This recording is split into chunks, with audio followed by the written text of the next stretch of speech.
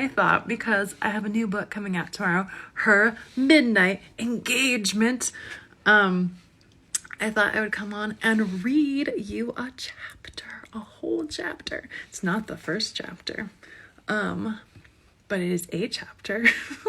I don't know what kind of qualification that is. So, shall we get started? So, this book is a sexy billionaire British hero and has a curvy, sassy, curvaceous single mom who is hard up. And it tells about their marriage of convenience, mail order bride love story. If you've been following me you'll know that this connection. You'll know that I love setting my stories in England. This one is mostly set in England, and I had a great time writing it, and I hope you have a great time reading it when it comes out tomorrow. I don't know why when I go on lives, I just am finger guns all the time. So this is a chapter told from the perspective of our heroine, January Jet. It's a fuck ton of money, I yell at Dahlia over the alternative band that's crashing away on the dive bar's small stage. An absurd amount. A giggle courtesy of the 3 empty pints resting before me on the bar. Can't the coffee shop's human resources department do anything about it? I mean, you've got health insurance. This shouldn't even be an issue. I wag a finger at my friend, but there is an issue. Which is, she prompts. I giggle again, even though none of this is funny. That my insurance doesn't want to pay a fuck ton of money to cover Emma, her daughter's, medical needs. They say it was a pre-existing condition. Dahlia's face darkens. Are you fucking kidding me? There are a lot of F-bombs in this chapter, apparently. She has a congenital heart defect. Of course it was a pre-existing condition. Congenital is the definition of pre-existing. I know, it sucks balls, I say congenially. But the real question is, what the hell am I going to do now? Eat the rich, Dahlia mutters into her beer.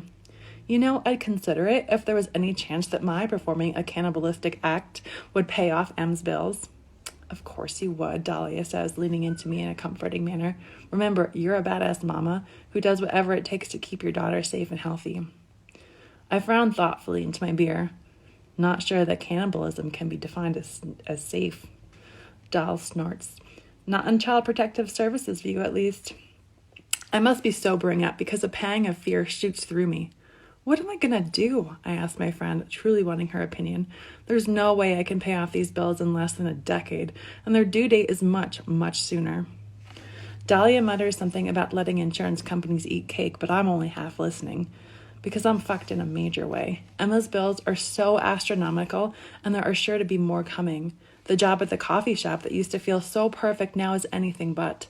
The wages and tips I bring in there were only just starting to leave us with some financial breathing room. Now, my debts are suffocating, and there's no hope for fresh air anytime soon. Something's got to change, something drastic. I lower my voice. Is, escorting still a thing? Dahlia's eyebrows arch so high they almost melt into her tousled brown hair. You mean like sex work? High-class sex work, I correct. The kind that comes with buckets of money, if that even exists. Yeah, I'm a mom, and yeah, I've got curves. Lots of them. I'm no size 2 model, but aren't lots of guys into my kind of body? I'm young and pretty and have great skin. Surely this body is worth selling for money. Fuck, did I really just think that? But then I remember the bills. God, so many bills with so many numbers and the staggering amount I owe. If selling my body is what it takes to make sure my Emma is healthy and well, that's what I'll do, even though it scares the crap out of me. Dahlia is stammering incoherently, but on my other side, someone clears their throat politely. Eyes struggling to focus, I turn and am met with the vision of a smartly dressed woman wearing a gentle smile. I couldn't help overhearing your conversation, she says, eyes glittering knowingly, and I might be able to help. Help? I all but bellow. How? She slides a business card across the bar to me. I run a matchmaking business. I help my clients find their mates. But, she pauses as if carefully selecting her words, sometimes that looks like helping good women out of bad situations. Good women? Bad situations? I'm all ears. And, I say, suddenly breathless, feeling my eyes grow wide. She traces designs in the condensation pooling around the glass she's sipping from. Sometimes a good match looks like a financially well-off partner helping out a less well-off partner. Dahlia's leaning around me, listening closely. You mean like a marriage of convenience? A mail-order bride? The woman lifts a single eyebrow. We don't call it that these days, but yes. Her face turns thoughtful. I've recently helped a friend of mine in just the sort of the way that might benefit you. Interlude, Poppy interlude.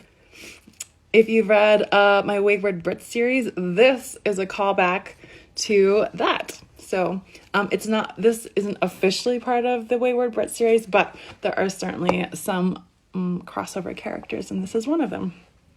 All right, continuing. What sort of way? I blurt, heart thumping as I wait for her answer. She shrugs. She couldn't pay her student loans. She was being sued for non-payment. I found her a husband who could pay them off, a widower searching for a wife to help him raise his motherless children. A non-platonic wife, that is, she adds. My mind's spinning. You mean I could sell myself without having to, sell myself? Yes, she says, glancing down at the card she passed me, with the right match. I look down at the card. Magical matches and wicked easy weddings, I read. And then below that, let us find your perfect partner for love and marriage. But beneath that, there's a name. Kells Kingsley. There are a phone number and web address, too.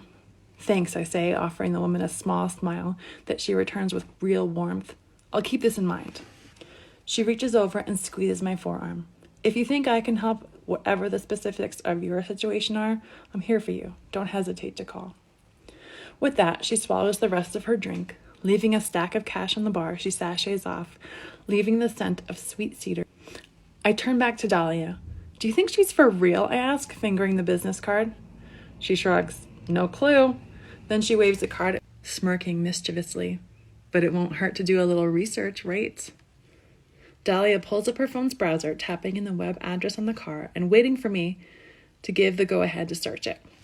I take a deep breath, feeling like I'm standing on the edge of a knife.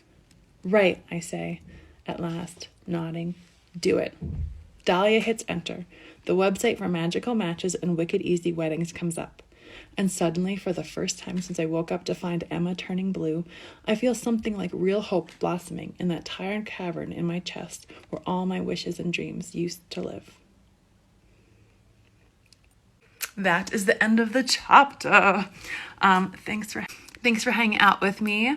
Her midnight engagement releases in just a few hours, depending on where you live in the world. It officially releases on December 23rd. And I hope you love it. I think the characters are really great, and it has a really fun story. And the side characters are really great too. And there's another cameo from the Wayward Brits series I hope you enjoy. Link is in my bio if you want to check it out. Have a great night.